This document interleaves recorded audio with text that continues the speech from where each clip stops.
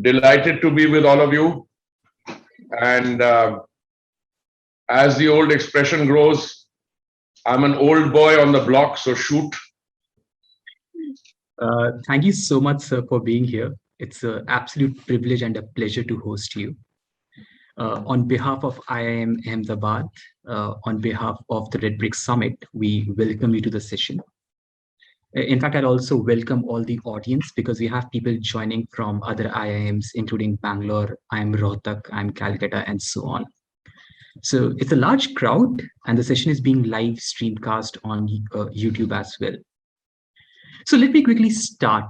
Let me introduce the man of the hour, Union Minister, Mr. Hardeep Singh Puri ji.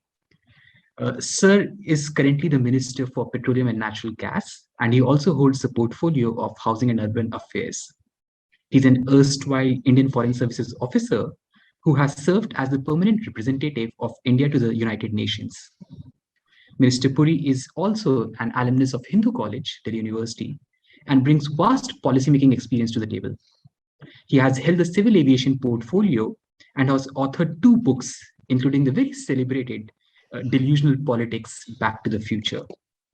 He was also heading the Prime Minister's Awas Yojana, the plan to build 2 crore affordable houses by March 2022.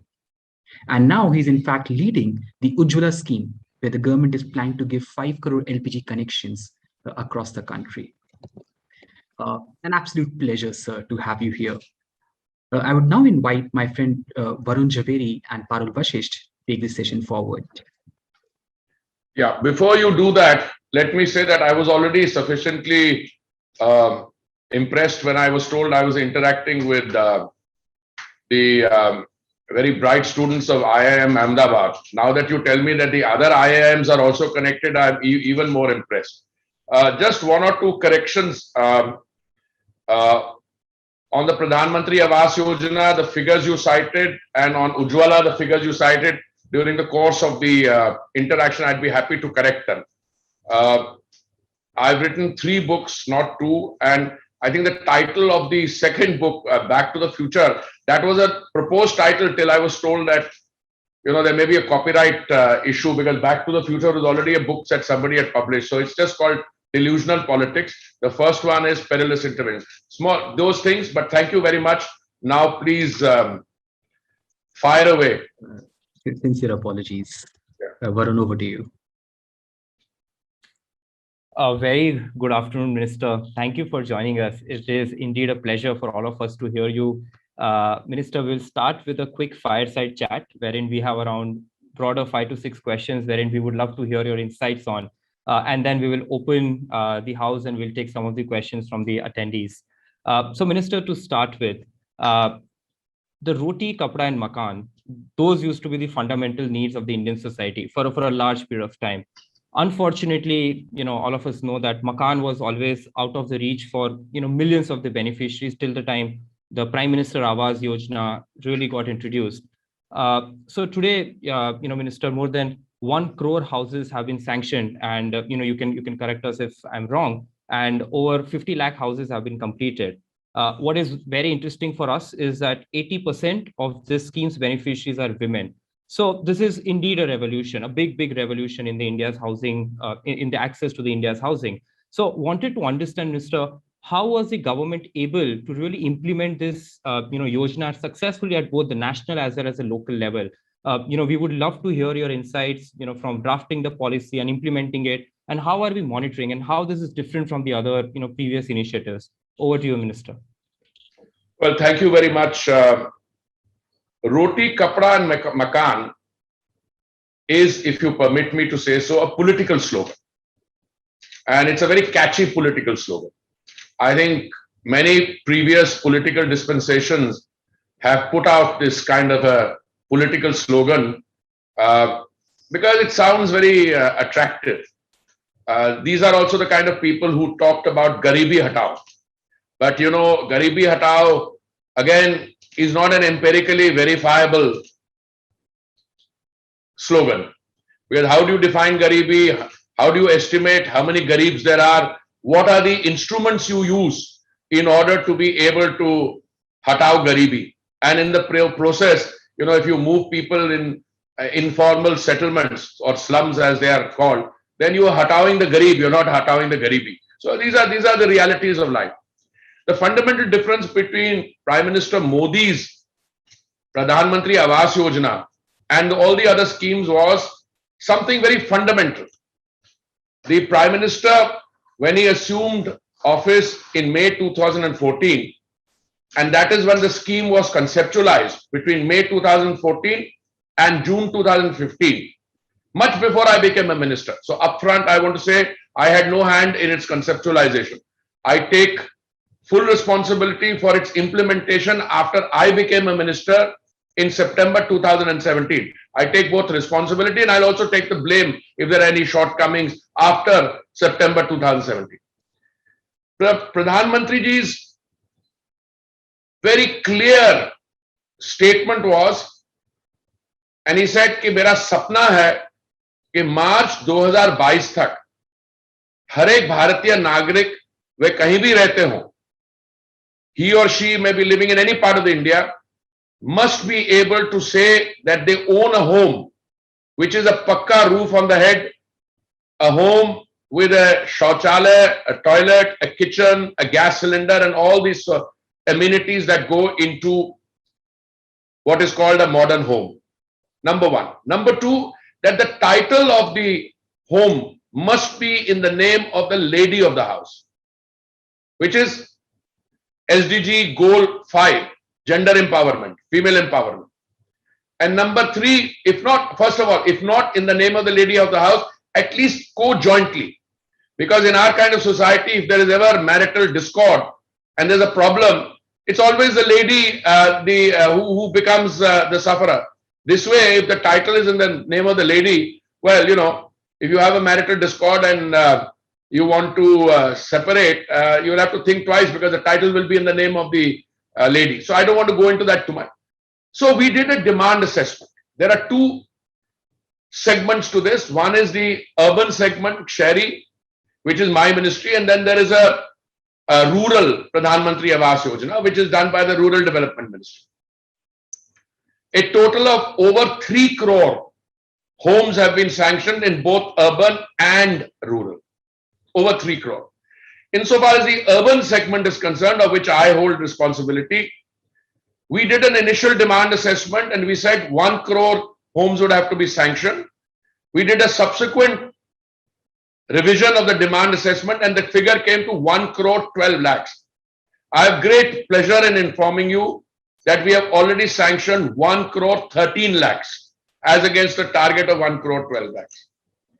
These 1 crore 12 lakhs homes had to be sanctioned under 4 verticals. The 4 verticals are affordable housing and partnership, which means state government gives the land,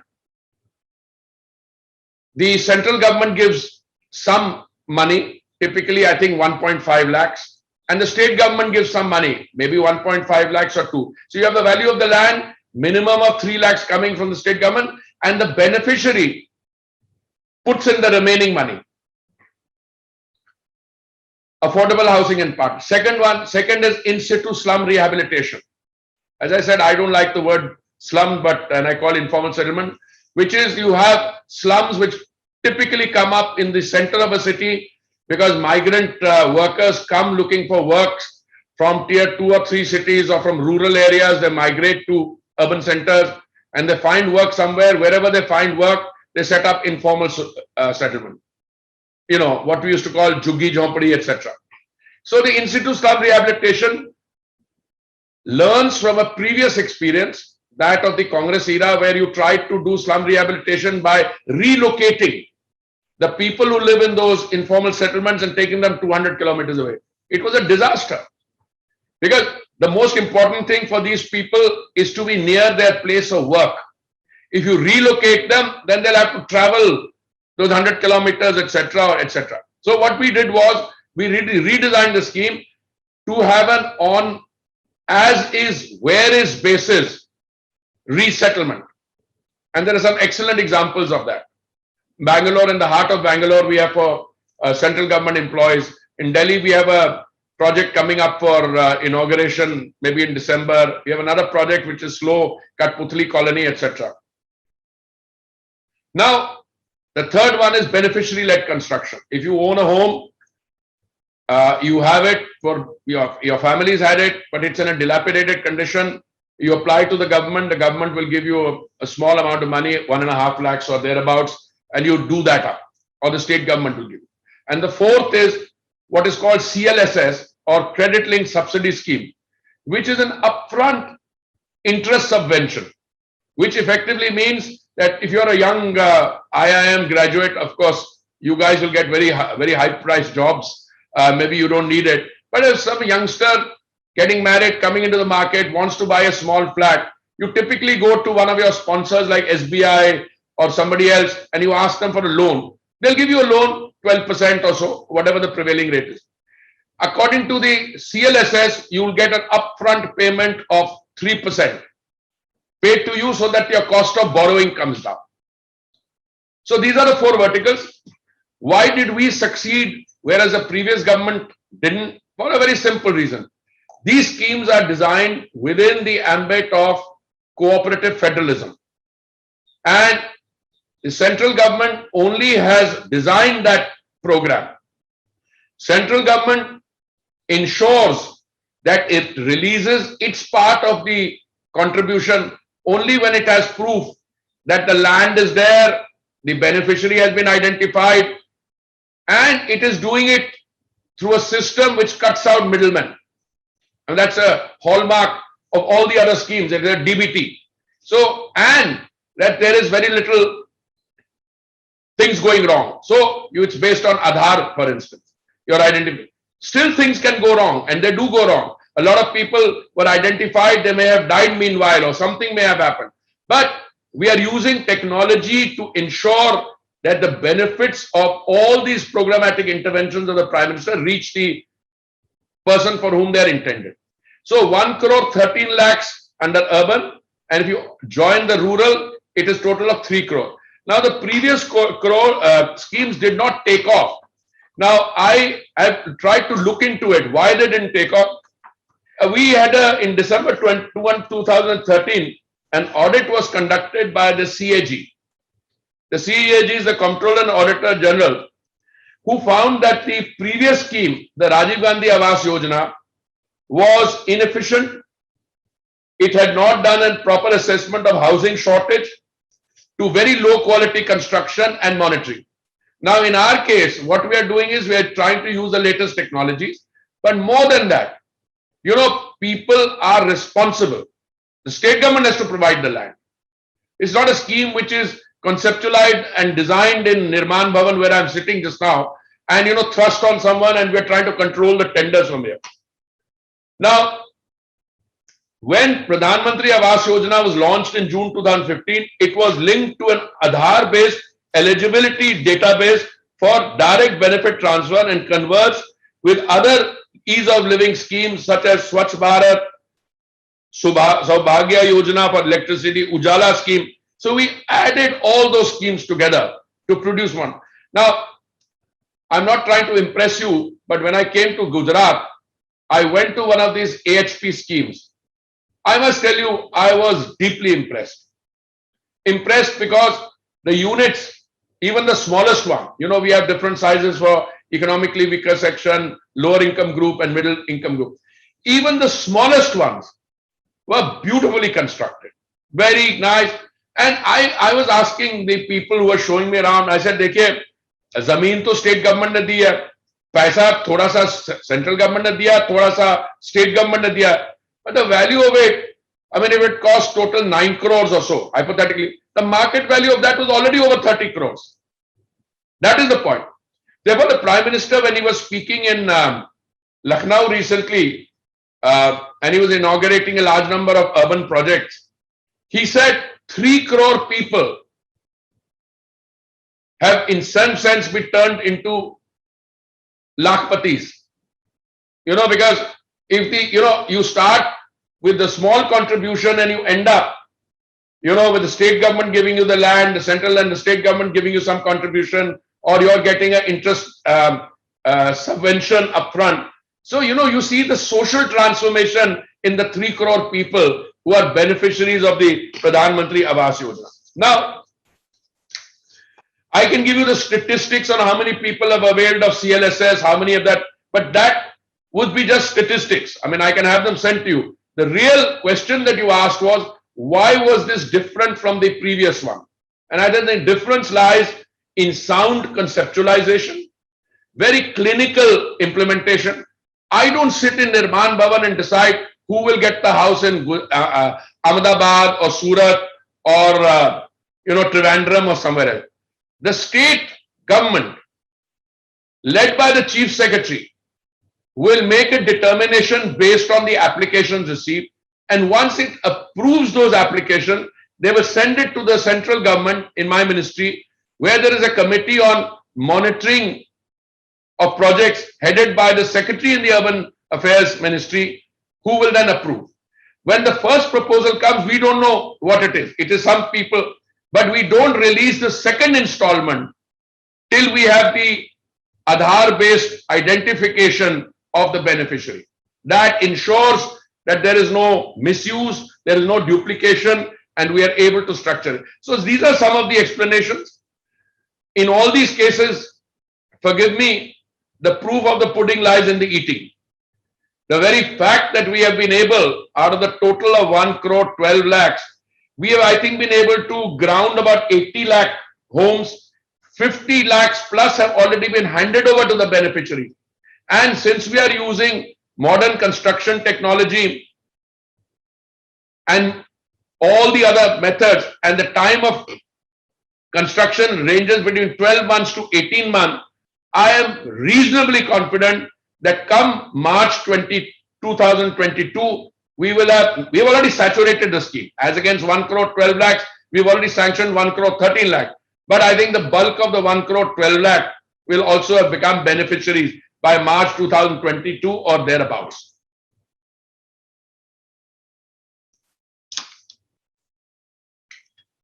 Thank you so much, Minister.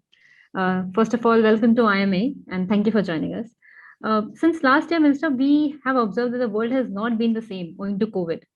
More than 493 million full-time equivalent jobs, mostly belonging to women and youth, were globally lost in 2020, and the global GDP declined by 4.3%.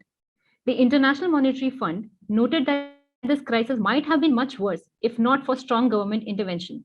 And we know that Modi government is to be credited for handling such distress effectively. So, Minister, could you just walk us through the approach taken by the government in mitigating this crisis, especially on the economic front? And is there any aspect that you think the government could have done differently to tackle this crisis? COVID-19 was qualitatively different from any of the other viruses that we've had to deal with. I've had the privilege of being ambassador and permanent representative both in Geneva and New York. I was accredited to the World Health Organization in Geneva. I was on the Security Council in New York. I've dealt with Ebola, H1N1, swine flu. I've dealt with SARS, which had a mortality rate much higher. But COVID-19 is far more devastating.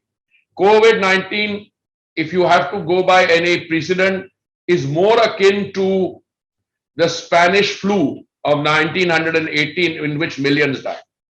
So the first issue that we must take into account is that when this virus reared its ugly head towards the end of 2019, many people in the world did not realize. So if I have to look for something saying we could have done better, I think the Modi government got almost everything right, except that in the beginning, people didn't realize how serious it was. But came March 2020, I think the specific date is March 23rd, we decided to go in for a complete, by complete, I mean a total lockdown. And everything was closed down. And for a period of 3 months, there was no economic activity, but we utilized that period in order to fly in medicines. As Civil Aviation Minister, I flew in about 1,500 tons of medicine. We started distribution of medicine throughout the country. We utilized that period to revamp our health sector. You know, we did not manufacture PPEs, we did not manufacture ventilators and masks, N95. We got all that right. So much so that we became, from non-producers, we became net exporters.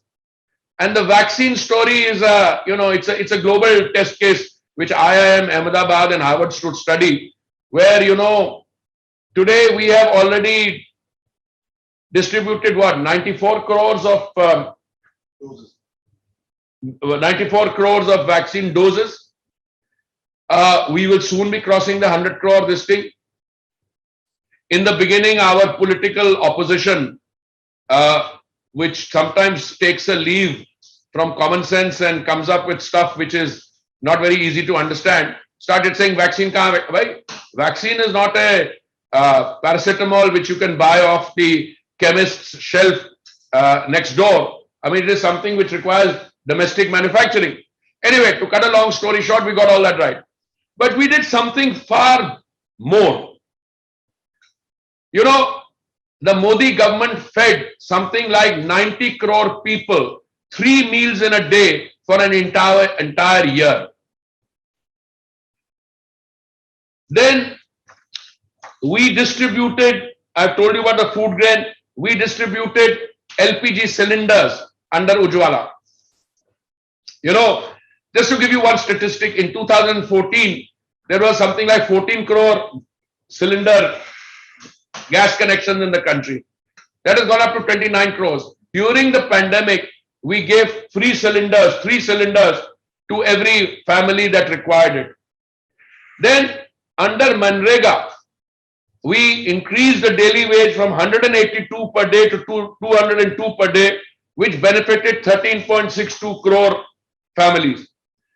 Then 50.78 crore person days employment was generated under the Garib Kalyan Rozgar Abhiyan with a total expenditure of 39,293 crores. I can go on and on, but let me give you an example. Swanidhi.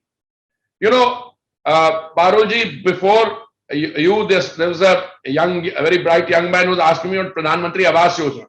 See, Awas Yojana is about ownership. Title being in the name of the lady, but you own it. But very often you may own a place, let's say in Surat or in Kanpur, but you come looking for work as a migrant worker. And all migrant workers are not the ones who produce jhuggi jhopdi. Many of them are normal, lower middle class people like me who go somewhere else.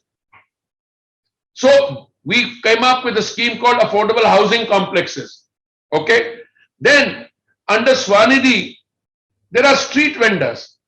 We have something like 50 lakh street vendors. They were very badly affected because once economic activity closes down, they manage by taking loans at, prohibitive rates. So what we are doing is we are onboarding these people using technology. Out of the 50 lakh street vendors, I'm happy to inform you that 25.25 lakhs have already been provided loans for 2,791 crores. It's a very simple scheme of financial inclusion. It's a scheme which I would call a microfinance scheme, where the applicant can borrow 10,000 rupees, then becomes a beneficiary because he's linked to the other scheme, and then becomes a beneficiary of all the other yojanas, Pradhan Mantri Awas Yojana, Ujjwala, etc. You pay the 10,000 back, 10,000 you get at a very reasonable rate, I think 7% or so. Then you pay it back, then you can get another 10. So slowly from 10,000, you can go up to 1 lakh and higher. It's a fantastic scheme. In a few months, we've already been able to disperse over 25 lakh loans. Then other social welfare umbrella, Atmanirbhar schemes, RBI, what they handed out. So I can give you a large number of things. Now, different countries have been impacted differently.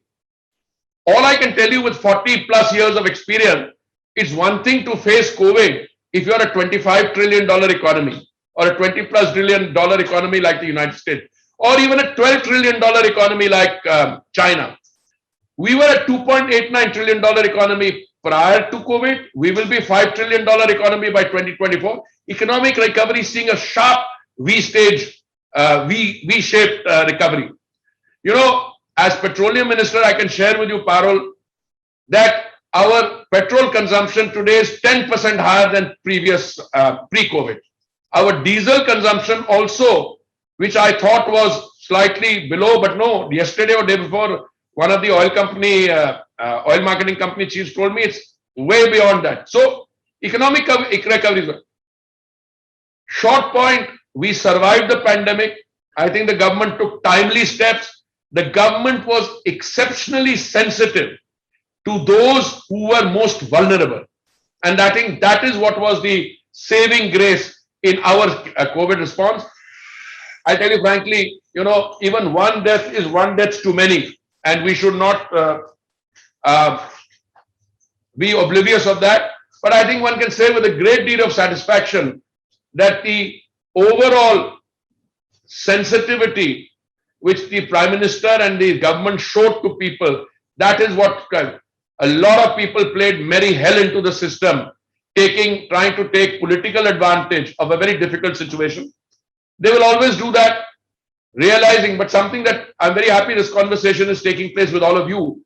You know, it's one thing to pick up knowledge from a book and start criticizing. It's quite another thing to use knowledge, technology, and hard work to navigate a governance ship, because you have to deliver goods and services. So the overall philosophy of the government, Sarvodaya through Antodaya, that is through delivery to the farthest, to the poorest first, which is the reigning philosophy of the Agenda 2030 or the Sustainable Development Goals, which the UN wants to achieve by 2030. But I think the Modi government had introduced that philosophy well before the SDGs were formally adopted, and which came in very handy during this period. A lot of other things were very good, like where we had our smart city integrated command and control centers, they became war room. But I could go on and on. You know, it's I've dealt with this, so I think I better stop in the interest of time. Minister, thank you. Thank you for that very candid response. It was very enlightening. One question that I wanted to ask, Minister, is a lot of individual and political critics recently have been pointing the fingers on the Central Vista project. They have been quite vocal in saying that government has been irrational in spending resources on development of the Central Vista, especially during the COVID times. So there are also others which have been saying that the Central Vista will take a toll on the historically archaeologically important buildings. We have seen you, talking on the Central Vista, and you are the minister in charge for that. So would love to hear your insights on, the conceptualization of Central Vista, and, what is your take on some of the critics and their opinions? Sorry, what's your name again? Minister, my name is Varun Chavery. Varun? Yes. Varun, do you have any influence with these guys who level this criticism? No, I'm just joking. I'm not serious. I used to hear criticism, except during the course of a press conference. I decided to become a little unconventional. So during that press conference, and that clip has gone viral, so I don't want to mince words. So I turned around and said, I have these two written communications, one signed by 65 former, very senior civil servants, people who had been cabinet secretary, national security advisor, secretaries to government in all the departments. One by 65, another by 120 or so. And one of those written communication, I quoted from that in the press conference. It says, if reports are to be believed, exact words, if reports are to be believed, the current parliament is regarded as unlucky. Therefore, they want to build a new parliament. So I turned around to my secretary who was on my left, the culture secretary. I said, a lot of IAS officers have signed it. He was a little polite. He just murmured something. I didn't hear it. Then I turned to the secretary on my right, who was a housing and urban affairs secretary. He was less polite. He said, हाँ sir IAS officers तो बहुत ने sign किया पर foreign service के भी काफी हैं. He took a dig at me. So I said मैंने कहा कि पढ़े लिखे विद्वान जो हैं वो सिर्फ IAS में हैं या फॉरेन सर्विस में हैं. पर मैंने कहा ये जो स्टेटमेंट की है, अगर आप इस कागज को साइन कर रहे हो, कोई भी पढ़ा लिखा व्यक्ति हो, वो पहले पढ़ लेता क्या? मैंने ये तो मूर्खता है, मैंने उनको मूर्ख नहीं बोला, मैंने कहा मूर्खता है. Well, why I asked you if you have any influence with them, because if you do, and I can see Parul smiling also, both of you should tell them, those who are leveling this criticism, to go and have their head examined. Because this is the most absurd criticism I've ever heard. First and foremost, no archaeological or historical or cultural or iconic building is being demolished. Not one. That's the first point. The only buildings that are going to be demolished is that rubbish architecture which we saw in the 60s. By that I mean Nirman Bhavan, Krishi Bhavan, Udyog Bhavan. You know, I have one office in Shastri Bhavan. If you guys want to come and have a cup of coffee, I'll invite you. And if you can navigate from the outside to my office through that labyrinth of parking maze there, I will give you coffee and I'll give you cookies in addition. It's a horrible place. And any of these senior civil servants who signed that, if they had spent one day in that building, they would not be talking the nonsense that they have. First and foremost, the parliament building and the other governing architecture was never designed to be the governing architecture of an independent country. It was never designed like that. The parliament was built, conceptualized in 1910, building started in 1919, completed in 1926. It was supposed to be the council house of a colonial power. It was never supposed to be the parliament of an independent country. Second issue, we don't have space inside the parliament. This is not something that the Modi government is saying. That space inside parliament, the speaker of the Congress period, my foreign service colleague, Mrs. Meera Kumar, she got her secretary to write to my secretary saying, we need a new parliament. Mr. Jairam Ramesh, who is an articulate and vocal member of the Congress opposition, he has written an article in the Hindu, I think in 2008, saying again that we need a new parliament. Now, they don't do anything for 70 years, and then you drop a list of all the countries in the world. On the left, you give the name of the country. On the right, you give the name of the year in which they became independent. And in the final column, when did they build their new parliament and governance infrastructure? And you come to the conclusion that India is the last among them. Then the parliament building was in seismic zone 2. You hollowed it from inside, putting in air conditioning ducts, more seating, more on first floor construction. Now, it's unsafe. I don't want to create panic, but you know, it's not something that is going to last. So we need a new parliament, then we will retrofit this one and utilize it. Surely, something constructed in 1920, not for this purpose, needs to be refurbished. Then we are constructing now for the next 200 years. And the new parliament will represent the democratic aspirations of India. By 2026, you will have the freeze on delimitation over. Your number of MPs might go up from the current 540 to 700 plus. You need seating space. No member of parliament has his own office now. You know, surely you expect the elected representatives of the people to be able to sit in dignity and work in dignity with a research assistant or some bright people helping them navigate the maze of legislative business that comes up. So I think that criticism has stopped. They tried to use social activists to say stop the construction because COVID is going on. And we told the court that they tried to challenge every step. So I think they've lost the game. Now the real challenge, if I may be permitted to say so, is to ensure that it gets done on time. So the Central Vista Avenue has to be completed by the time we have the Republic Day parade on 26 January 2022, and the new parliament has to be constructed by the time we have the winter session of parliament next year. And finally, all this nonsense about cost. 15,000 crore का मोदी महल बन रहा है. अरे भाई 15,000 crore तो सारा project का cost नहीं होगा. The cost of the Central Vista Avenue is about 450 crores. The cost of the parliament is about 860 crores. But more important, I asked somebody, where did this figure of 15,000 crores come from? They said in some environmental clearance, somebody mentioned total cost as an estimated cost.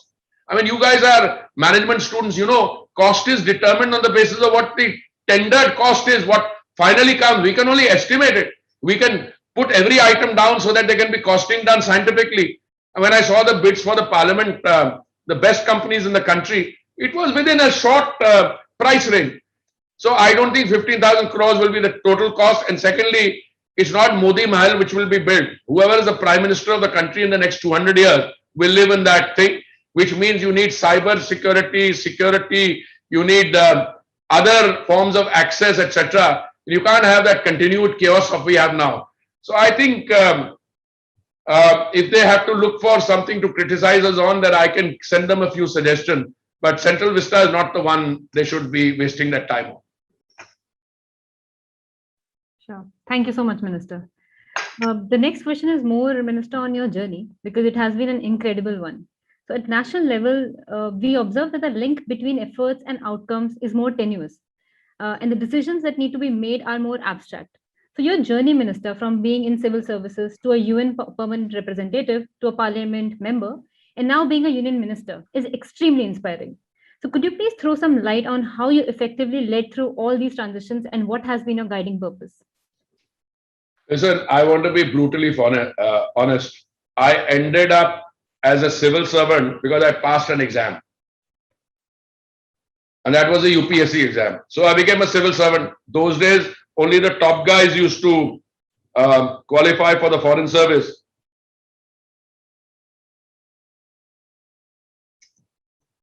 Well, I was one of those who made it to the foreign service. Because I made it to the foreign service, I got a career in diplomacy. Permanent representative to the UN in New York is one of the most sought after jobs. Well, I had the seniority and I think the credentials, I got appointed. After that, the transition to public life, if I may say that, that took 1 or 2 or 3 years. When I was invited by the Prime Minister to join his Council of Ministers, I was thrilled because it's, I spent 39 years in the Foreign Service and 3 years after that in doing related work. But that was all in the area of foreign policy, security policy, development policy. And when I was invited to join the Council of Ministers, my first job was Minister of State with independent charge for housing and urban affairs. That's a job I still have. Then slowly I got in 2019, this was September 2017. And Parole in June 2019, when we got after the election, I was also given civil aviation independent charge and Minister of State for Commerce and Industry. And then 8th July, I shed 2 of them, and now I've got housing and urban affairs and petroleum and natural gas. All I can tell you is, it's been a fascinating professional experience because you get an opportunity here to combine and learn professionally what you've learned in the past. People asked questions in the beginning, how is it that this guy has done foreign policy, has ended up as housing and urban affairs minister?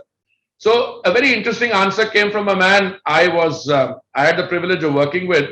He was the Prime Minister of Australia, Kevin Rudd, with whom I worked on the Independent Commission. He was the chair, I was the Secretary General.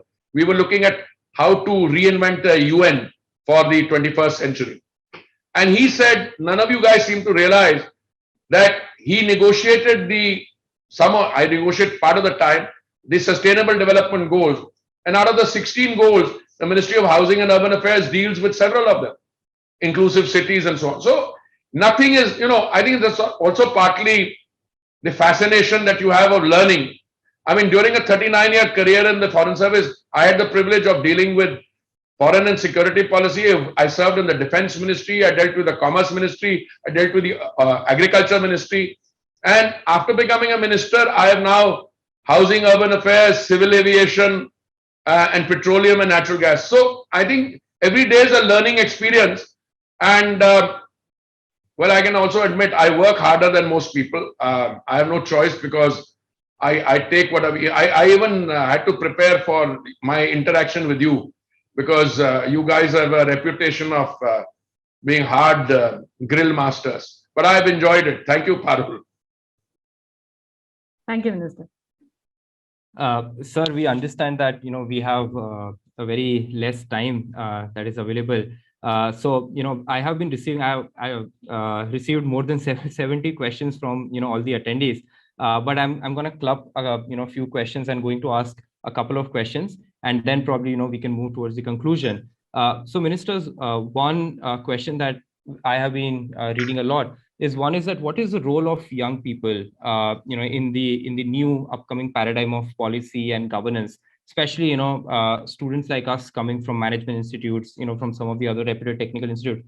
How do you perceive that? What is the type of shift that you are seeing? And second question that I'm seeing is with regard to the Ujjwala Yojana. One of the challenge that is happening, sir, is that the LPG fuel prices are rising, and some of the governments, especially the state governments, are trying to cut back on the government subsidies. So in scenario like that, how will the LPG cylinder refilling become sustainable, and how will the entire scheme keep moving and keep transforming the lives?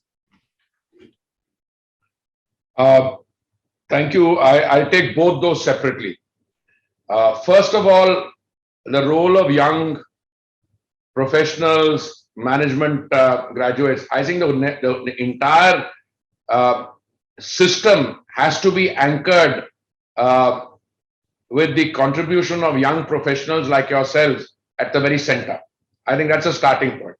Because decision making as we proceed has to be considered decision making, which must take into account all the data and an ability to use that data to look at policy options. And that, I think you guys would be far more useful in that than somebody who comes in with a different kind of orientation. All political systems anywhere in the world tend to be bhaichara based. By bhaichara based, let me explain to you, a municipality, unless it is encouraged, will decide not to impose property tax. Arey bhai, apne hi log hain. Somebody will not be wanting to collect. Arey bhai, to apne hi log hain. And your second question, the Ujjwala subsidy, clearly displays that bhaichara approach is also infiltrated the minds of those who have asked this question on Ujjwala. Let me give you an example. There is a cost of gas.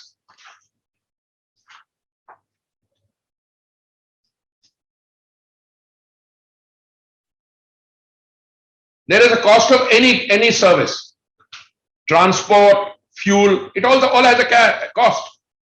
The resources you have at your disposal are also limited. They're not unlimited. As a former Prime Minister said, money does not grow on trees. Now the question is, one of the things that we have not got used to in India, and with great regret I say that when a subsidy is given, it is given to people who really need it. Slowly the subsidy becomes an entitlement. Now if you have the resources, give it 100% subsidy. Distribute it free. But if you give a subsidy, it has to be digressive. It has to come down when it is no longer needed. Now, in the case of LPG, 50% of our LPG comes from imports. Let me give you another figure. Out of liquid hydrocarbons, 85% is based on imports. LPG, 50% is based on imports. Now, in petrol, the Congress government in 2010 decided to deregulate it. By deregulation means it becomes dependent on world market prices. Now, LPG penetration in India has gone up from nothing to 99%, and you have 29 crore connection. What are we doing through Ujjwala? We are giving free cylinders to those who need it. And those who need it were given free cylinders during the pandemic also. But this demand for price subsidy is coming from people who are not in that category. Global prices have gone up over 100% in the last 1 year. The entire burden has not been shared with the consumer. But you can't expect those who are doing the marketing for that to go down and collapse under that. So, my answer both for petrol, diesel and LPG is, look, we are undertaking short-term measures, medium-term measures, long-term measures. Insofar as petrol and diesel are concerned, we are desperately and very seriously trying to increase the area under exploration and production. We are trying to reduce our dependence on imports. Prime Minister on 15th August said by the next 25 years we should become completely Atmanirbhar on energy. But in the meantime, we have to deal with it. Now, the way of dealing with it is to ensure that the subsidy certainly remains available for those who are mostly in need for it. But look, I am not willing to believe how many gas cylinders does a family, average family use in a year? 6 cylinders. We are, for the people who really need it, we are providing all manner of subsidies. Free food to 90 crore people for a year, 94 crore vaccine doses distributed free. So I can go on. So this is one aspect. The government will do its best in trying to make sure that at least those who are most in need of the subsidy continue to win. But it cannot become a general demand, which is a political platform.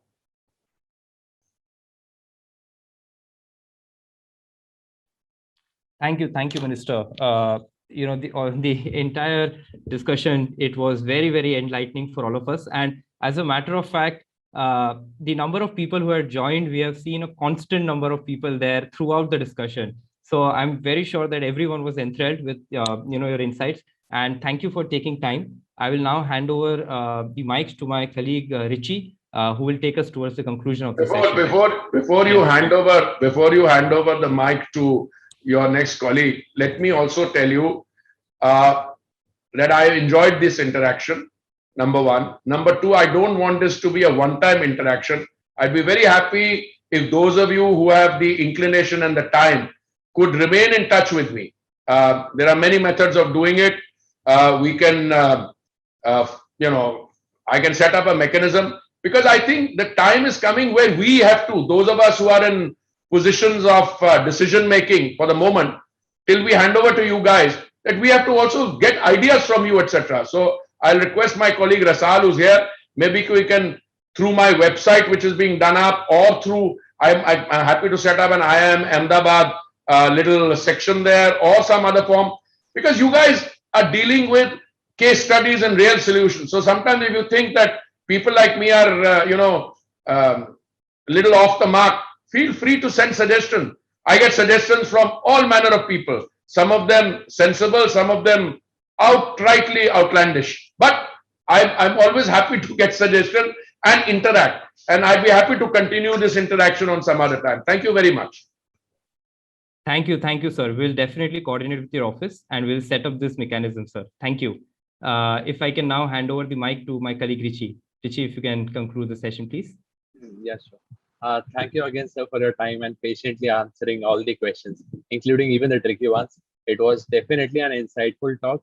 I'm sure everyone present here, including all the YouTube viewers, who will work as the future managers, future leaders, will give our 100% to contribute to the new and better India. I would also like to take this opportunity to thank our title sponsor, State Bank of India. TRBS 2021 is powered by GRT Jewelers. We would also like to thank Perfect Van Mel, our business partner, and either of you, our knowledge partner. Thank you again, sir. It was a pleasure hosting you. Thank you very much. Thank you.